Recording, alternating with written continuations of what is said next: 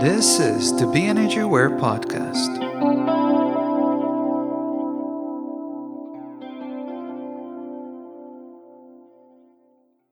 Hi, and welcome to the BEnergyAware Podcast. I'm your host, Bran Katanec. This podcast is about empowerment and about getting empowered. There is a new way to approach personal growth, and that would be through being aware of energy. We also talk about meditation, self healing, creativity, and expression. Let's keep in touch on Instagram at BEnergyAware. That's B, E, and then Energyware. So B and two E's. Letter B followed by E, and then Energyware. Or through our website, BEnergyAware.com. If you like this podcast, please leave a review on Apple Podcasts. Thank you so much. Before doing a little intro about energy, I need to say that creating a better life starts with self-care and self-nourishment. Taking time for yourself daily, even if it's only for 20 minutes, that can make a big difference for the better. What do we do with that time?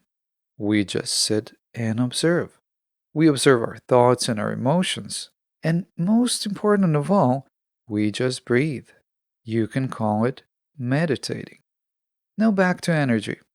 And what do I mean when I say being aware of energy? This is something I already covered in some of the previous episodes.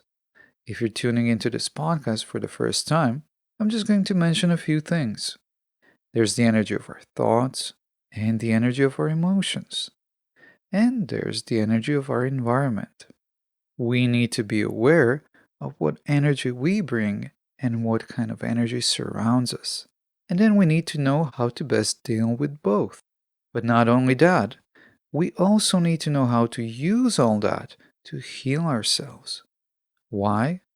So that we can function at our optimum and live the best life possible. If you're new to this podcast, please go back and have a listen to the episodes where I talk a bit more about energy. And of course, there will be more talk about energy in the future. My guest in today's episode is Bob DePasquale. Bob is a man whose positivity is truly contagious and who is a big proponent of radical generosity, which he will explain for us. Now, for those who have already been generous but got harmed while being generous, this is a reminder that it is possible to give and be generous and be nourished back at the same time. It really depends on your particular situation. Bob clearly says that we should not stop thinking about ourselves. Bob is also a passionate podcast host and author, sharing his knowledge with the intention of helping people worldwide. Have a listen to this episode to find out what led Bob to be the man he is today, starting with the story of a life-threatening illness at the age of 18, while at the same time going through a very specific outer circumstance that would make a huge impact on him. One thing that strikes me about you is you seem to be so driven. That's one thing. That's the first thing. You seem to be full of energy and full of enthusiasm and really positive, upbeat, positive. Could you please speak to that? How did you become like this? Like, what led you to be such a person that you are today? Bran, I'm glad you think I'm a positive person. That makes me smile. I strive for that. It's about intentionality. It's important to be that way.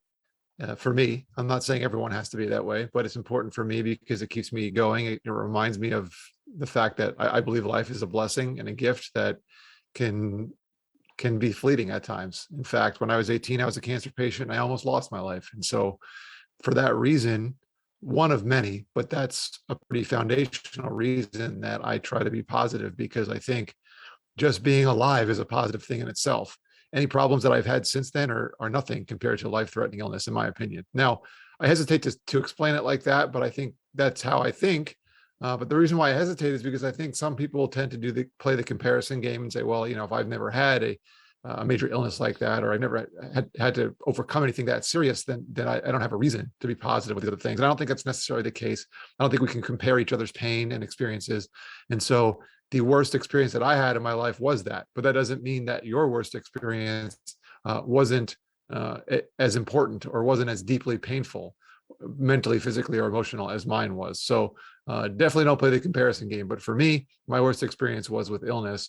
And it's very important for me to be positive because I know that all the things that I have here, and even the problems that I have, are a result of life. And I'd rather have problems than have nothing. Yeah, I hear you, Bob. So, if I would have to guess, if I try to guess, and I don't like some guessing games at times, and it seems to me that the way you are today and being so positive and all those good things, it kind of stems from being grateful. Am I right? Yes, absolutely. In fact, I have a gratitude practice that I do every day. And I also am I'm pretty active on Twitter. And so I have a part of a gratitude challenge right now as we speak, actually, called the 15 Days of Gratitude. And so we do that every day. We post at least one tweet that indicates something that we're grateful for.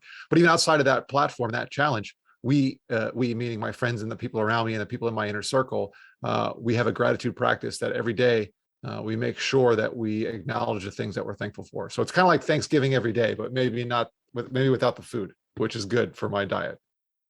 I've met people that use the gratitude lists and being grateful every day, and it really works. It always works, and no exceptions. So, people like to get inspired, and people are interested in our stories, and so when I think about your story, and I'm looking at it here, and you know, having that very serious illness, and it says it was extremely aggressive form of cancer, right? And Mhm. but that wasn't the only thing you were dealing with at the time.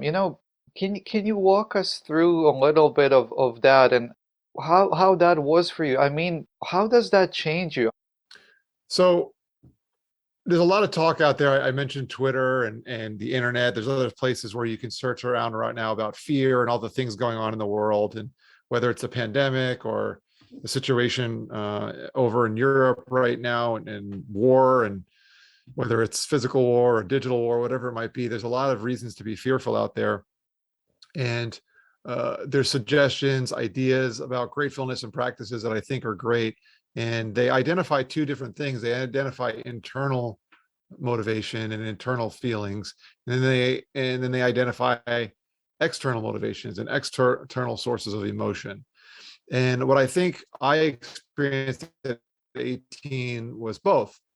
And I didn't realize it. I didn't know I was going through it at the time. It took me years to recover from all of the emotions of that period of time. It took me a few months to recover physically, maybe a little bit longer mentally once I wrapped my head around what I had just been through. But it took me years to recover emotionally. And you mentioned what it was like. The reason why I had both the internal and the external sources was because I was diagnosed with cancer while I was in training camp. So if you know anything about American football, training camp is about a month long before the season. When you're in high school, it might be a couple of weeks. In college, it's a month, especially back when I was in college about 20 years ago. And so it's a pretty intense thing. And when you're a freshman, a lot of times the body is not prepared for this. And so you could easily get injured, pull muscles, you're super sore, you're practicing twice a day, you're up at 5 in the morning. And so I thought I had a pulled groin muscle. And I don't know if you've ever pulled a groin muscle, but it's like one of those things where you don't realize how much you use that muscle. You think it's just maybe for when you swing your leg back and forth a little bit. Absolutely not. It's moving, twisting, sitting, standing, running, whatever. So you can imagine trying to play a sport on with a pulled groin muscle. And so I was getting treatment in the training room, and our training room was packed. And it was college. I mean, it's 100+ people in there on a weekday morning for training camp at 5:30, 6 o'clock, and it's just crazy. And I was doing these rehab exercises on a 3-wheeled stool. So picture me shimmying across this massive training room on a stool, dodging all these people. That was part of the exercise.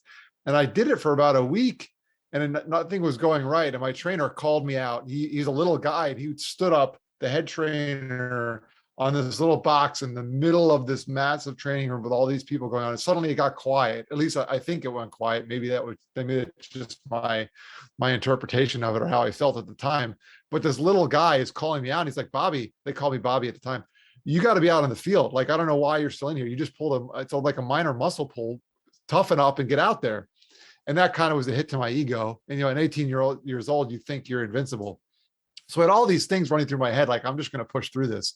But then I told him, I was like, Rick, I had a private conversation. Something's wrong. He sent me to the doctor and sure enough, they figured out something was wrong and they didn't know right away, but they're doing all these tests. I mean, I had every scan and sonogram and you name it, every test in the book to figure out what was going on. And on the day that I was actually diagnosed with cancer, my parents were flying up to New York from Florida, about a 3-hour flight. And they had already been planning this because my first game was supposed to be a couple of days later. Now, we already knew that I wasn't playing in the game at this point, but I came out of my appointment and no sooner did I walk out of the building, my mom calls me and she's like, hey, we landed. How did your appointment go? And I had to tell her this. I mean, I said, hey, Mom, the doctor said I have cancer. And it was like, the shock was amazing. I could feel my mom's demeanor just change immediately on the other side of the phone. And I could hear my dad, Susan, what's going on? Like even he knew something was going on, sitting next to her in the car. And they were on their way back to my uncle's house where we were meeting. We were all going to meet. And it was just crazy time. So I'm telling you this whole story because these were all the internal things that were bubbling up inside of me. I mean, I knew I was sick. How was I going to beat this? Was I going to die? If I was going to die, what was I going to do with the next couple of months, the last couple of months of my life? I don't know. There's just all these things internally that were so stressful to me. And that Wednesday, my uncle's best friend came over his house. So my mom, my dad, and I had spent 2 days basically praying and crying and figuring out what we're going to do. My uncle's best friend comes over. We didn't know the guy because remember, we're from Florida, so we didn't spend time with him. And it was good to see my uncle and his family and meet some of his friends. And he came over. He was there for only 15 minutes, but he said, hi, Bob and Susan, nice to meet you. I can only imagine what you're going through with your son. Here's my keys. Take my car, use it for whatever you need. And we were like, wow, that's the most generous thing like we've ever experienced in our life. I mean, here we are devastated, don't know what we're going to do. And this guy doesn't even know us and he's giving us his car. And that was kind of an uplifting thing for our spirits, right? We were still fearful about what was going to happen to me, but it was like a really, really good and positive emotion at that period of time. So my oncologist had told me, he's like, well, we're going to have some kind of treatment plan. I'm not sure exactly what to do yet. We got to run some more tests. You got to have surgery.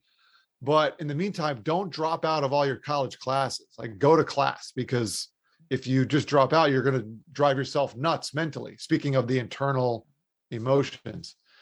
And so I went to my first ever college class on a Monday, totally normal, everything fine. Went to the doctor, did a couple things, drove around Tim's car to different appointments. Thank you, Tim, for doing that for us. Tuesday was the next day. I came out of my second ever college class. Now, here we are in 2022. Technology is amazing. Back in 2001, technology was a little bit different, Bran. So I was in the cafeteria right near my classroom where I went to my second ever class.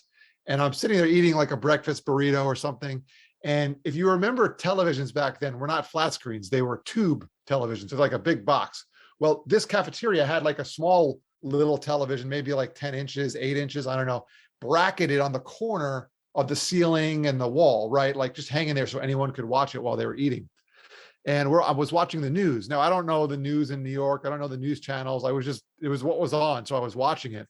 And as I'm eating, a plane comes around and hits the Twin Towers in New York City. And I was like, whoa, that's crazy. So I called my dad, who was back at my uncle's house. And I said, hey, Dad, did you see this? And he's like, yeah, I'm watching the news too. That's crazy. While we were talking, like, a minute later or whatever, bam, a second plane hits the towers. And he's like, I don't know what's going on in the world right now, but you should probably come back to your uncle's house. So I don't even know if I finished the burrito. It might still be sitting there. I hopped in the car, and it was normally a 15-minute drive from my school to my uncle's house. But it took me 9 hours. And I have a master's degree in broadcast journalism. I used to work in radio. I will never, ever listen to 9 straight hours of AM radio again in my life. But it was riveting as the coverage of 9/11 was happening live. Plus, I'm in New York, so in the distance, I can see these burning towers. It was an unbelievably stimulating, in a good and kind of bad way. I can't even explain it. It was motivating, yet it was scary, the fear. And this was a major source of external stress.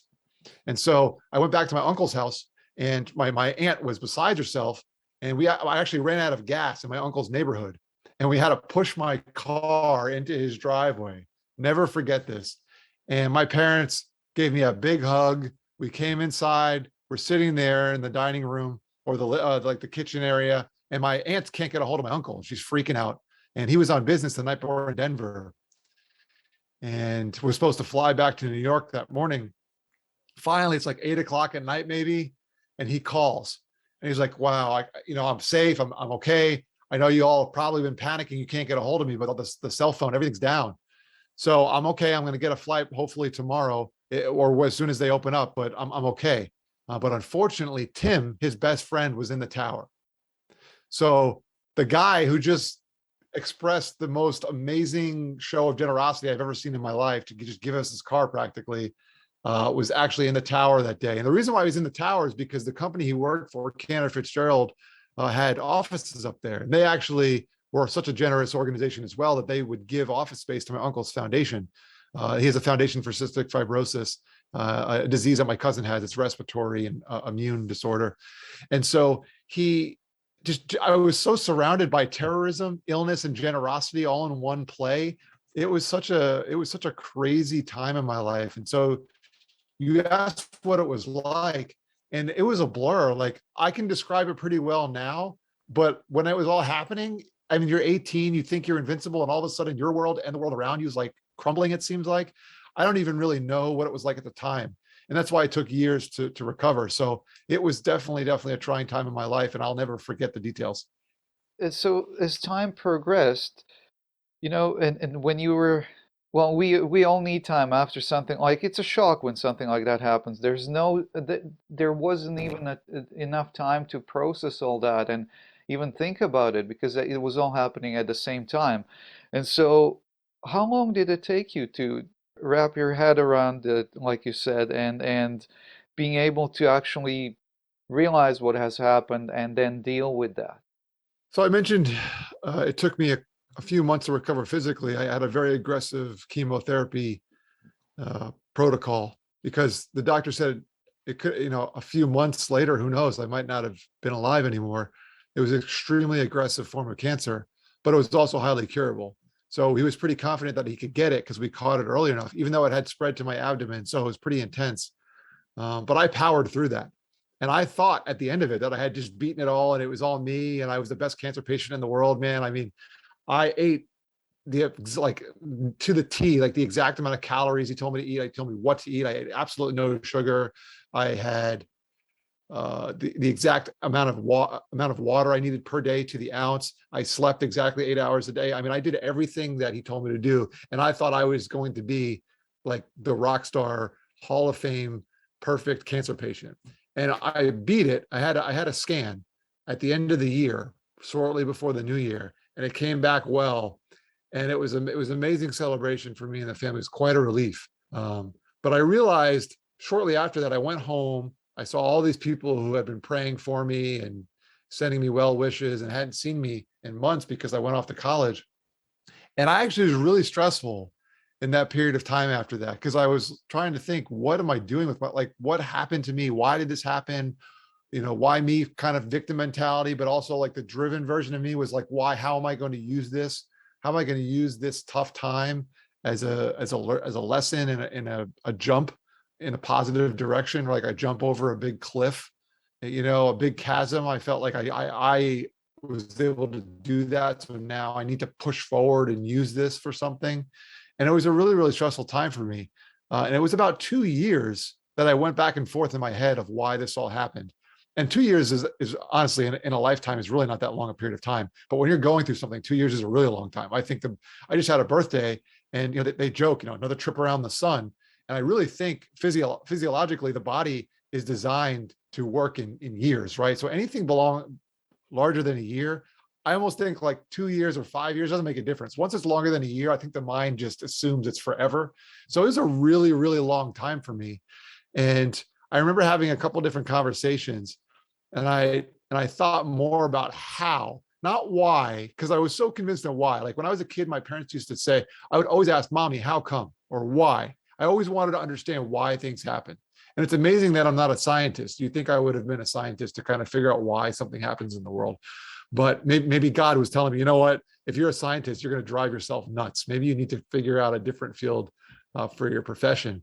But ultimately, I used to ask why all the time. And that's what I wanted to know during that period of time. But I ended up figuring out how I defeated cancer and made it through those tough times. And that's a whole other story of all the sources and things that got me through it. But when I realized that it wasn't just me, it wasn't Bob DePasquale, ultimate cancer patient. It was Bob DePasquale, poor, miserable, suffering young person who needed help, who needed to acknowledge his weaknesses and acknowledge his shortcomings to be able to overcome such a challenging illness. And ultimately, a really, really challenging time for the world and our country.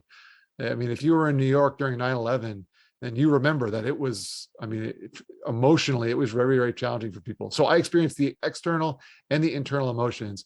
And it took a lot of time, about 2 years, for me to figure out how I overcame that. And once I figured out how, then I suddenly had a purpose for the rest of my life, really. Since then, I've dedicated my life to helping people be generous and working on my own radical generosity. And that's what I like to talk about in a lot of the work that I do, whether it's relevant or not. Sometimes I think people are like, all right, Bob, you've talked enough about generosity now. Can you actually help me accomplish something? But I think being generous is accomplishing something. I think it's a powerful force in our lives. So that 2-year period helped me realize how I got over something and then why I need to continue and do the work that I do today. Yeah, yeah, I really hear you, Bob. That's great. I mean, that's what I was interested to hear. Being so young, and what's the first thing that comes to your mind? What do you ask yourself? How do you go about figuring things out? And then now you've answered that. That's it's really powerful to hear. And so let's talk about this radical generosity. Mhm. Anything else you have to say about the radical generosity, please? Radical generosity, in my opinion, is the most powerful form of self-care in the world. I mentioned, I feel like I'm plugging my Twitter account a lot. It's not my intention, but it just seems to be coming up a lot in this discussion. But there's a lot of content on Twitter about self-care. If you're in that space, if you search for the hashtags or you follow the people who talk about this, it's kind of a shift. This generation of people is more about taking care of yourself and not just powering through and burning out. And I believe in the value of that. What's interesting, though, is what I found is that self-care is very, very important in our world, mental health and taking care of yourself, but it's actually the care of others and compassion that is the most helpful in self-care. So I would argue that caring for someone else is actually more helpful than caring for yourself. Now, I don't mean thinking about it. It doesn't mean don't think about your health or don't think about your wellness or don't exercise or don't eat right or don't read books and learn. That's not what I'm saying. What I'm saying is, let's say here's a perfect example. I broke my collarbone a couple months, December 1st. So we're recording this interview in the 22nd of April. And so it's, what is that, 4 months ago, 5 months ago now. And that type of injury, I didn't have surgery. It's mostly a lot of rest, keeping your arm in a sling. And it's very, very hard to do things in life because you only have one arm. Your balance is off. You can't roll over in bed. You can't even get in bed, especially initially. There's a lot of things that you can't do that you can only do. Now, could I have survived if I was a single guy living on my own? Sure, I wasn't going to die. It's not life threatening, but it just would have been really, really challenging. And I would have figured out ways to maybe do the things like put on my sling. I could have figured it out myself. There's things that I could do to be effective. And I'm sure that would have been helpful for me. It would have felt like a triumph. The first day, if I would have been able to put my sling on, it would have been a celebration. Thankfully, I didn't have to figure out how to put my sling on by myself right away after a shower because my wife was there.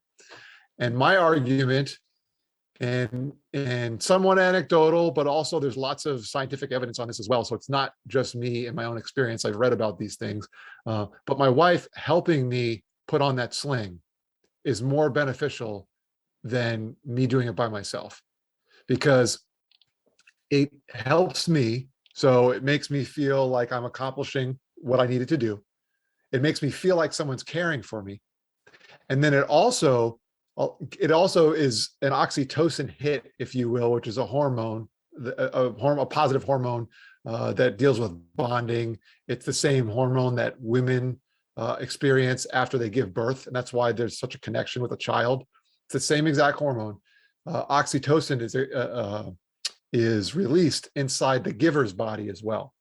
And so giving is so important because it helps the person who received it in multiple ways. It helps the person who's given help, whatever it might be. And then also, it's also proven, and there's some TED Talks about this. There's a lady by the name of Wendy Steele. If you're looking for resources out there, anyone listening, search Wendy Steele and generosity on YouTube. Amy Campbell's another one. She's got a good one about giving.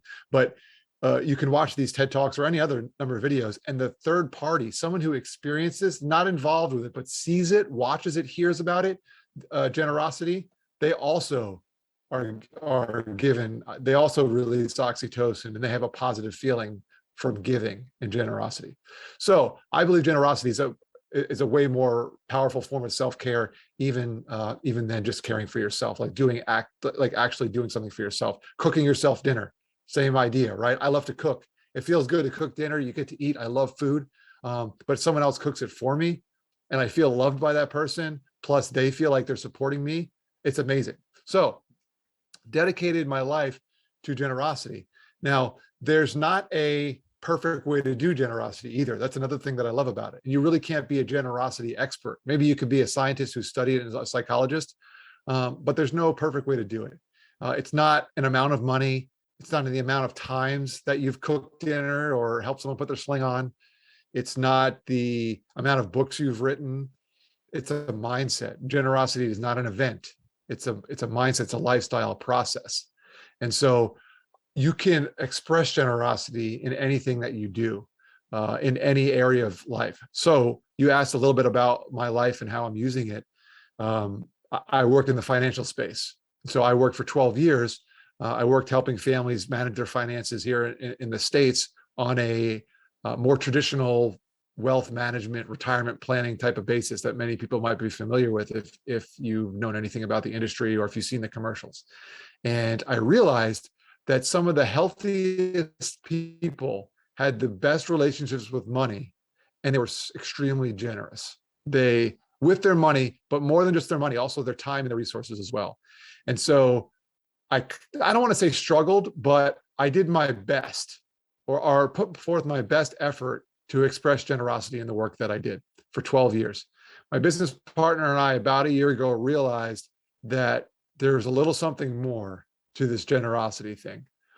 And we decided to open our own firm that focused specifically on working with generous families and expressing their generosity beyond just their giving. It's great to give money, and that's extremely important. And America is known for being a very generous nation. So a lot of people are giving money away, but a lot of people are giving money away because you're supposed to, or because you get a tax break, or because someone told you to, or because there's a cause that a best friend is going through something, or a family member. And those things there's really no bad reason to give, I should say. However, a more intentional lifestyle around giving includes action as well, and not just finances. And so we wanted to concentrate specifically on doing that sort of work. So we're still helping people with money, but now we're also helping them with legacy and generational planning to carry on their giving mindset and legacy in their family to the next generation. And it's extremely important. So those experiences that I had at a young age have really shaped the way I do business 20 years later, which is really amazing if you think about it. And you've also you wrote a book, right? Yes, I did.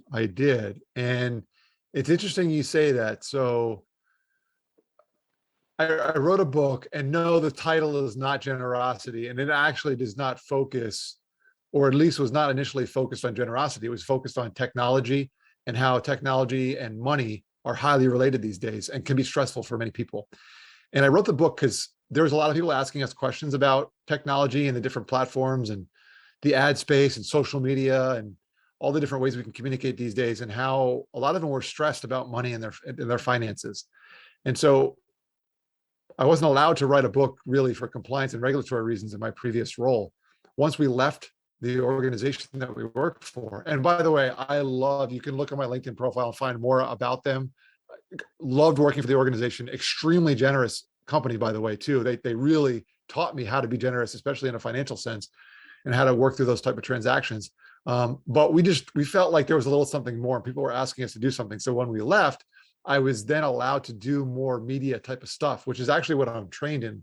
I have a broadcast degree in journalism, like I had mentioned before, and I worked in radio for a period of time. But then I went to this financial industry and I was kind of limited. But now I can do this stuff again. And one of those forms of media that I was able to explore more was writing a book. And I wrote the book actually for people that we could really no longer serve at our new company. And I think if you're trying to be the master of all or the jack of all trades, you're really a master of nothing. So we really had to identify what we were not good at when we made this transition. And what we would not be good at was one-on-one short-term coaching sessions for people, helping them with personal financial topics and budgeting and insurance. And cryptocurrency is a big question out there right now. Investments. So there's all these different chapters in the book that are related to technology and psychology. And so I wrote the book to be generous, essentially, with my knowledge to people that I would not be able to be generous with my time with. And I almost didn't even realize it at the time. And by the time I finished writing the book, I realized, circling back to what I said a few minutes ago, is that the relationship you have with money is extremely important. And so I don't want to be a spoiler alert, because I would love for people to go check out the book.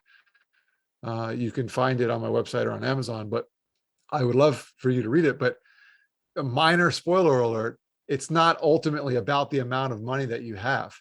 It's more about your relationship with money. And I figured that out through my research and writing the book. It wasn't my intention to the last couple of chapters to be focused more on our relationships. I expected it to end with a bang, like, and if you do all these 10 things that I taught you, then you'll be a millionaire by the time you're 25. That was kind of the mindset that I started writing the book with, but I ended up realizing it's more about the relationship. So I appreciate you asking about the book. It's a lot of work to write a book, as you know, but it's very, very fulfilling. And I feel like the knowledge that I didn't have, which, by the way, the best advice I ever got when writing a book was, it's not about what you know, it's about what you want to know. And so even though I had 12 years of experience working in the industry when I started writing the book, it was the stuff that I had to research that taught me the most, and I think will ultimately teach the reader the most. Yeah, so let's talk about your podcast. I've talked with you on your podcast, and so I know that how passionate you are about doing your podcast. Your Fridays. I love podcasting, as I mentioned about my broadcasting degree. I love being in front of a camera, behind a microphone. Some people say public speaking is a bigger fear in life than death. Not the case for me. I have a bit of an ego, maybe, if I'm being honest. I think my opinion matters maybe more than it does. So I do like talking, but honestly, I really enjoy the conversations with people. And, thank you for coming on the show. I'm sure your listeners will probably want to hear that episode when it comes out. I'll make sure we share it. It hasn't been released yet, but the connections that you make in a podcasting meeting are so intimate between you and the guest and you and the host, if you're, if you are the guest, or even between you and your audience and the people. I feel like I know people when they respond and they tell me things like, hey, Bob, really appreciated that episode. Love how you asked this question. Love what this guest told me. They changed my life. Like, those things are so meaningful. And I really, really am passionate about it. And I started the podcast as a passion project before I left my previous employer that I mentioned earlier in the conversation. And it was such a cool passion project, and I was so passionate about it that it kind of turned into a little bit of a side hustle, if you will, if that's the progression. And now it's like a full-on extension of our business at Initiated Impact, the name of our firm. for generosity and wealth management. And it's so amazing because we are having these deep conversations with really generous people. So if you're someone who is a generous person, or maybe you've thought about it and you want to be more generous, or you're kind of on the fence, you're thinking, man, maybe there's a little something more than the bottom line of my business, whatever it might be, and you're a driven, passionate person, it's definitely the podcast for you, because the people we talk to are so inspiring. I mean, they have either come from nothing and now they're the most generous people in the world, which, by the way, is an amazing dichotomy when you have nothing and now all of a sudden all you want to do is give. Or they've experienced people in that role, and they've realized the power in their life that generosity could have, and they've made that shift. And so love talking like that. If you're a philanthropist, or a leader of a nonprofit organization, or maybe just a leader of some impact project in your community that isn't even formalized, it's definitely a great listen for you. And also, you might be a good guest on our show too. We're always looking for people who are working in that generosity space. So thanks for bringing it up, Bran. It's called Speaking of Impact. It's on all podcast platforms. It's really been an amazing journey. We just released episode number 94. So we're almost at triple digits. We're getting super close. So yeah, speaking of impact, yeah. So, actually, probably the last thing I want to ask is, working in the financial world and working for a company for so many years, and now basically working for yourself, being self-employed, right? Having a business partner, how that, things change. Like, that's a very different thing to do. Like, how is that for you? Stressful. To be 100% honest with you, I'm a positive guy, but it's a lot of hard work. Best decision that my business partner Stacy and I ever met. You can learn more about Stacy on our website and stuff. She's pretty inspiring too. She's a woman who was actually working in the automotive industry. So think about it. We got two financial gurus, if you will. I don't know if you want to use that word, but whatever you call us, experts in finance, probably not the right term. So people who work in the industry. One's from automotive and the other one's from broadcasting and journalism. So it's been tough. You know why, Bran? Because I think we know the financial stuff. That, I don't want to say easy, because it's not easy work. That would be minimizing our profession. I think honestly, I'd love to wear a badge for our profession for it to be more recognized for the work that it takes to do good work. There's some bad actors in our space. I think a lot of people have known and heard about fraud and not fiduciary responsibilities. I think, but we need a badge, we need a banner for our profession. But with that being said, you don't find your way into an industry without understanding how to communicate with the people who need that service. And so that we're good at. I'm proud of that. That I'll shout from the rooftops. If you're someone who needs help with your finances, and specifically someone who kind of errs on the side of generosity, we're your tribe, we're your community. We're absolutely the type of people that you want to speak with. I mean, I love those conversations. Talk about, you think I'm energetic now, wait till you get in one of those conversations. You're a fly on the wall. You're probably like, Bob, this is psycho for generosity. But so we're absolutely the right people for you to talk to. The thing that's been stressful though, Bran, is that we worked with business owners for 12 years, me for 12, Stacy for 15. She's got even more experience than I do. But there's nothing like actually being one. So I know all the ins and outs about mergers and acquisitions and cost and how to acquire businesses, how to run payroll, how to sell businesses, how to manage the finances, all that stuff that business owners really need to do well. We do that excellently. What we didn't do is actually run a business ourselves. And it's one thing to provide advice on it. It's one thing to be an extra set of eyes to check over the spreadsheets, but to actually run a business and do the things like running payroll, workers' compensation, understanding the rules behind corporations and what a C Corp is and how to manage one, how to be on the board of directors, all these things that we never dealt with before. So when you ask how it is, I love it. Best decision we absolutely ever made. Would not change it for the world. But it's been stressful because we're taking a challenge, and talk about challenges being good and being chances for growth. That's exactly what it's been for us. We've been hitting home runs in the financial and generosity space, but we've been slowly hitting singles, maybe stealing a base or two in running the business. It's a lot slower game. But I did want to be honest with you. It's been a stressful experience, but a good one. And I feel like, the stress is starting to lower now. We're over a year in, where the things behind the scenes are running more smoothly, so that we can spend more time talking about the money and the generosity, which is what we really love to do. That's great. Yeah, how can people find you?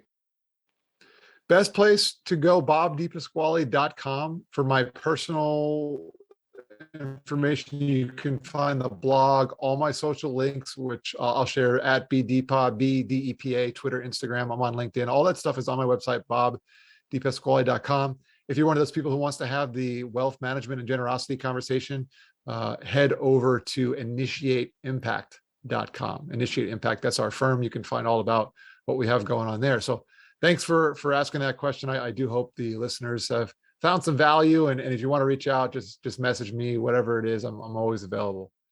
Thank you, Bob, for being my guest today. Thank you so much again. Thank you for tuning in. Your feedback is much appreciated. Let me know your thoughts.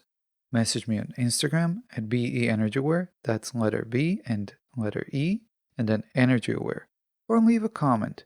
You can also get in touch through my website, BEnergyAware.com.